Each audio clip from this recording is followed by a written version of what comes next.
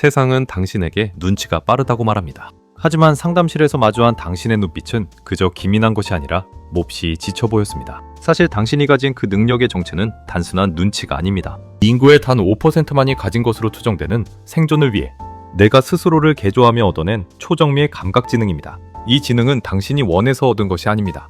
누군가의 기분을 살피지 않으면, 혹은 공기의 흐름을 읽지 않으면, 안전을 보장받을 수 없었던 시절이 당신의 뇌에 이 고성능 레이더를 강제로 장착시킨 겁니다. 남들은 평범한 안경을 쓰고 세상을 볼 때 당신은 혼자서만 열화상 카메라와 고배율 망원경이 달린 특수 헬멧을 쓰고 살아가는 셈입니다. 한번 떠올려보세요. 낯선 모임 장소에 문을 열고 들어가는 그 짧은 3초의 순간의 말입니다. 당신은 남들이 보지 못하는 것들을 순식간에 스캔합니다. 구석에 앉은 누군가의 경직된 어깨 근육, 대화 중간에 아주 찰나적으로 스쳐 지나간 눈동자의 흔들림, 그리고 입가는 웃고 있지만 미간은 미세하게 좁아진 그 모순된 표정까지 말이죠.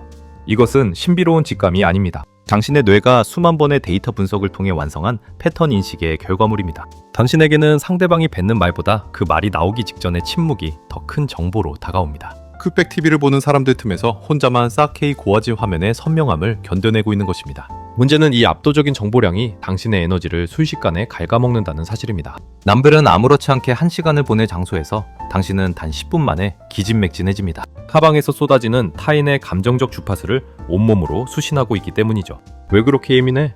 별것도 아닌데 너무 깊게 생각하지 마. 주변의 이런 말들은 당신의 지능을 나약함으로 오해하게 만듭니다. 하지만 단언컨대 당신은 나약하지 않습니다. 오히려 당신은 가장 위험한 전장에서 적의 위치를 가장 먼저 파악하는 정찰병처럼 그 누구보다 강한 생존 본능을 발휘하고 있는 것입니다. 당신의 예민함은 결함이 아니라 당신을 지키기 위해 진화한 가장 날카로운 무기입니다. 하지만 이 날카로운 레이더가 오로지 정보만 수집하고 끝난다면 차라리 다행일지도 모릅니다. 진짜 고통스러운 건 당신의 레이더가 포착한 타인의 불편함과 슬픔이 마치 내 몸에 흐르는 전류처럼 그대로 전이된다는 점입니다. 상대방의 기분이 안 좋으면 마치 내가 잘못한 것 같은 죄책감이 들고 그 사람의 우울함이 내 영혼을 순식간에 잠식해버리곤 하죠. 이 레이더는 왜 끄는 법이 없을까요? 그리고 왜 당신은 타인의 고통을 내 것보다 더 아프게 느끼며 스스로를 갉아먹게 된 걸까요? 이제 당신의 뇌가 타인의 감정을 복사해버리는 이 지독하고도 경이로운 초공감 능력의 비밀을 파헤쳐볼 차례입니다. 이 비밀을 알게 되면 당신이 왜 그토록 사람을 만난 뒤에 혼자 있고 싶어 했는지 비로소 이해하게 될 겁니다. 상대방의 불편한 기류를 읽어내는 것에서 그쳤다면 아마 당신의 삶은 지금보다 훨씬 가벼웠을 겁니다. 하지만 당신의 지능은 거기서 멈추지 않습니다. 당신의 뇌는 타인의 감정을 그저 관찰하는 게 아니라 내 몸속으로 그대로 복사해 옵니다. 심리학에서는 이를 하이퍼 엠퍼시, 즉 과잉 공감이라 부르죠. 마치 내 몸에 타인의 신경계가 연결된 것처럼 옆 사람의 불안이 내 가슴에 두근거림으로 전해지고 상대의 슬픔이 내 목구멍의 이물감으로 치환됩니다. 남들은 그저 저 사람 오늘 기분이 안 좋나 봐 라고 생각하고 넘길 때 당신은 그 사람의 우울이라는 늪에 함께 빠져 허우적거리게 됩니다. 이것은 단순히 착한 마음씨의 문제가 아닙니다. 어린 시절 보호자의 감정 상태가 곧 나의 생존과 직결되었던 환경이 당신을 이렇게 만들었습니다. 화난 목소리, 차가운 침묵, 혹은 불안한 눈빛을 미리 감지하고 그에 맞춰 나를 조정해야만 안전할 수 있었기 때문이죠. 당신은 살기 위해 타인의 감정을 내 것처럼 느끼는 법을 독학한 셈입니다. 마치 와이파이 신호를 잡듯 사방에 흩어진 타인의 감정 주파수를 강제로 수신하는 지능이죠. 그래서 당신은 누군가에게 부탁을 거절할 때 마치 대역죄인이 된 것 같은 고통을 느낍니다. 내 거절로 인해 상대가 듣기에 미세한 실망감이 당신에게는 천둥소리처럼 크게 들리기 때문입니다. 결국 당신의 일상은 타인의 짐을 대신 짊어지는 과정의 연속이 됩니다. 내 감정의 방에 타인들이 무단 침입해 어지럽히는 것을 허용하게 되죠. 정작 나의 기분이 어떤지는 살필 겨를도 없이 주변 사람들의 감정적 쓰레기통 역할을 자처하기도 합니다. 너는 참 속이 깊어. 너랑 얘기하면 편해. 라는 말들이 당신에게는 칭찬이 아니라 거대한 족쇄로 느껴졌을 겁니다. 남들의 마음을 고치는 수리공으로 사느라 정작 당신의 마음은 녹슬고 헤어지고 있었습니다. 그런데 참 이상한 일이 하나 있습니다. 이렇게 타인의 감정에 휘둘리며 한없이 무너질 것 같은 당신이 정작 모두가 패닉에 빠지는 거대한 위기 앞에서는 누구보다 잔인할 정도로 침착해진다는 사실입니다. 평소엔 낙엽 굴러가는 소리에도 놀라던 당신이 왜 폭풍우 속에서는 가장 냉정해지는 걸까요? 이 기묘한 역설의 정체를 알게 되면 당신은 스스로를 다시 보게 될 겁니다. 평소 사소한 갈등 앞에서는 심장이 터질 듯 뛰고 밤잠을 설설 치던 당신이기에 위기의 순간에 나타나는 자신의 냉정함은 스스로에게도 낯선 모습일 겁니다. 남들은 손을 떨며 비명을 지를 때 당신의 머릿속은 오히려 고요해지며 차갑고 명확한 해결책이 떠오릅니다. 마치 주변의 소음이 소거된 진공 상태에서 오직 목표물만 바라보는 사냥꾼처럼 말이죠. 이것은 당신의 신경계가 설계된 방식 때문입니다. 심리학에서는 이를 스트레스 면역 혹은 고도의 각성 적응이라 부릅니다. 당신에게 위기란 어쩌다 마주치는 돌발 상황이 아닙니다. 이미 수천 번, 수만 번 머릿속에서 시뮬레이션해온 익숙한 현실일 뿐입니다. 당신은 인생의 아주 이른 시기부터 폭풍우 속에서 돛을 올리는 법을 배워야 했습니다.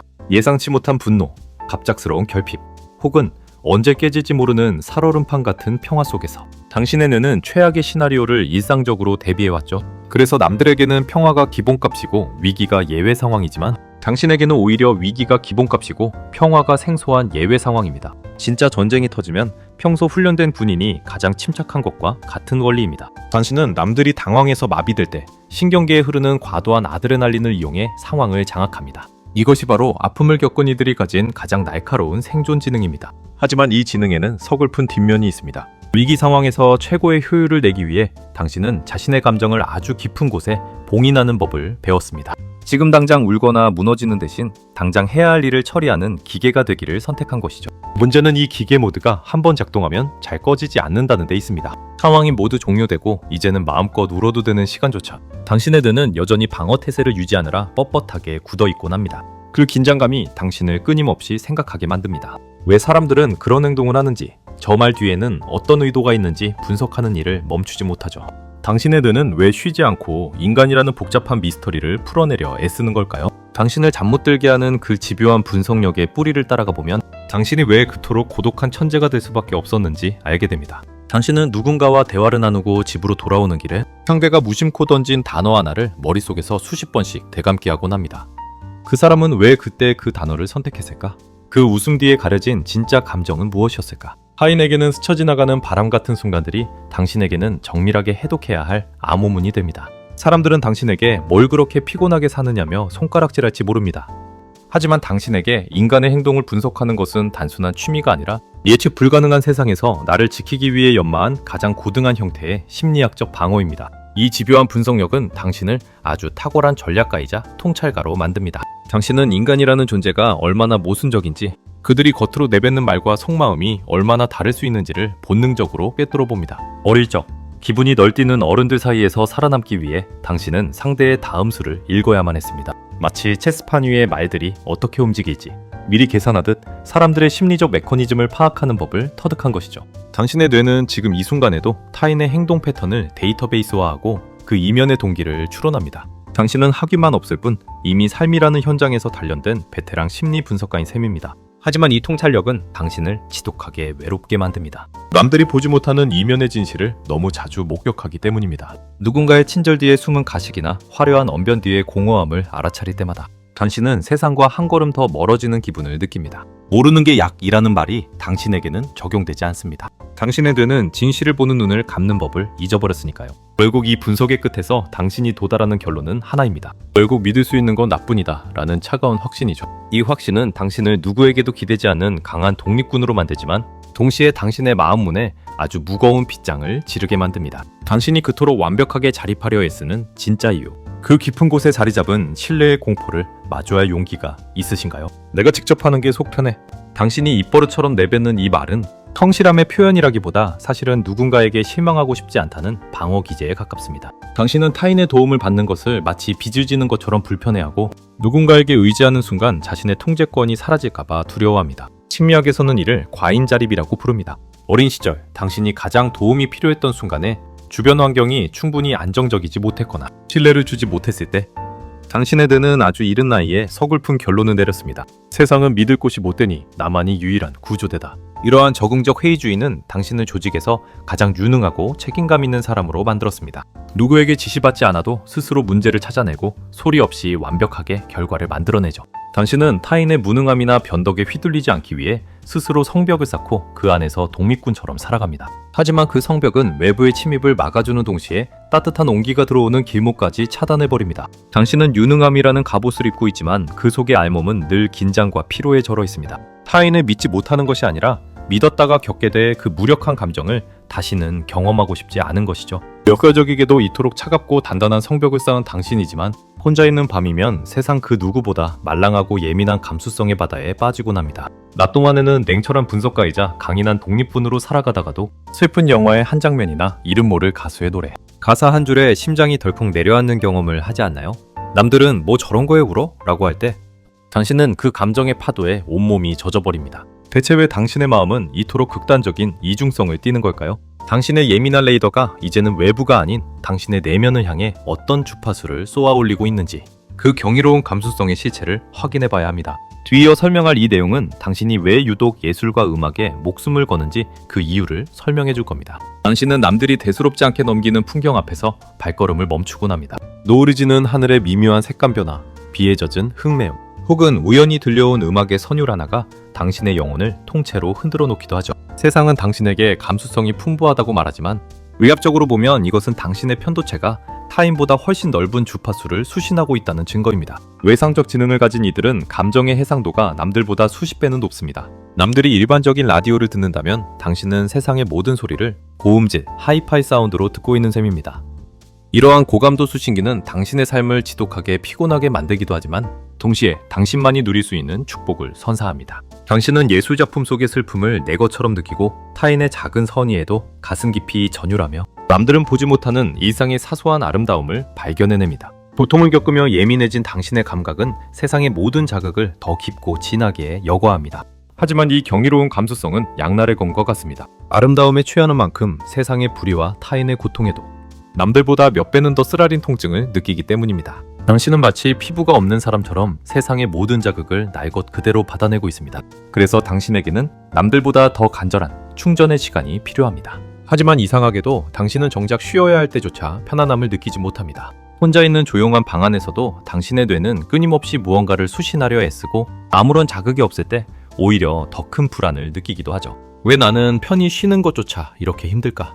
라는 질문을 스스로에게 던져본 적이 있나요? 당신이 멈추는 것을 두려워하는 이유, 그리고 휴식조차 하나의 숙제처럼 느껴지는 그 기이한 불안감의 정체는 무엇일까요? 이제 당신을 지치게 하는 그 마지막 굴레, 휴식의 공포에 대해 이야기해보려 합니다. 이 비밀을 알아야만 당신은 비로소 진정한 평온에 닿을 수 있습니다. 아무것도 하지 않고 가만히 누워있는 시간, 당신은 비로소 평온함을 느끼나요? 아마 아닐 겁니다.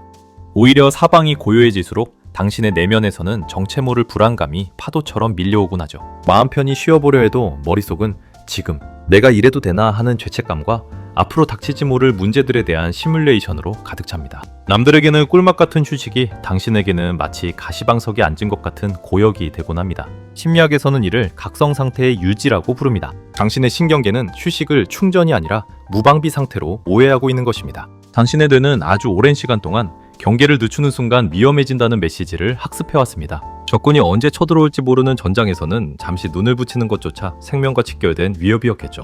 그 시절의 습관이 남아서 이제는 안전한 방 안에 있는데도 당신의 뇌는 여전히 비상대기 모드를 끄지 못합니다. 휴식조차 하나의 과제처럼 해치워야 마음이 놓이고 무언가 생산적인 일을 하고 있어야만 비로소 생존을 허락받은 것 같은 기분이 드는 겁니다. 침표를 찍어야 할 자리마다 물음표와 느낌표를 채워넣느라 당신의 영혼은 단 한순간도 진정으로 잠들지 못했습니다. 하지만 기억하세요.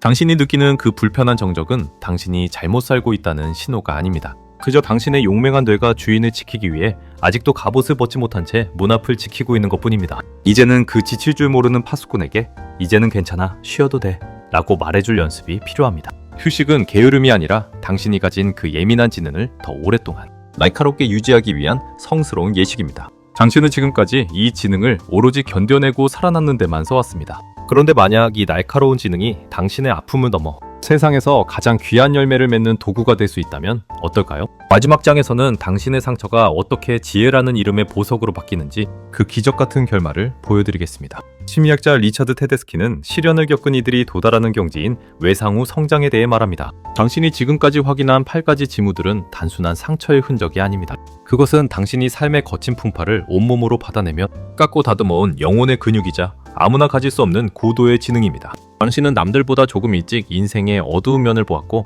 그 덕분에 타인의 아픔을 한눈에 알아채는 해안과 위기 속에서도 길을 찾는 냉철함을 얻었습니다. 비록 그 과정은 잔인할 만큼 고통스러웠겠지만 그 고통이 당신을 세상 그 누구보다 깊고 단단한 존재로 빚어낸 것입니다. 이제 당신의 그 날카로운 지능을 남들의 비위를 맞추거나 일어나지도 않은 미래를 걱정하며 스스로를 채찍질하는 데 쓰지 마세요. 그 예민한 레이더의 방향을 이제는 내가 진짜 원하는 것과 나를 행복하게 만드는 순간들로 돌려야 합니다. 당신은 이미 충분히 강하고 누구보다 유능하며 타인의 영혼을 어루만질 수 있는 따뜻한 지혜를 가졌습니다. 당신의 과거가 비극의 서사였다면 그 비극이 선물한 외상적 지능은 앞으로 당신이 써내려갈 반전, 드라마의 가장 강력한 무기가 될 것입니다.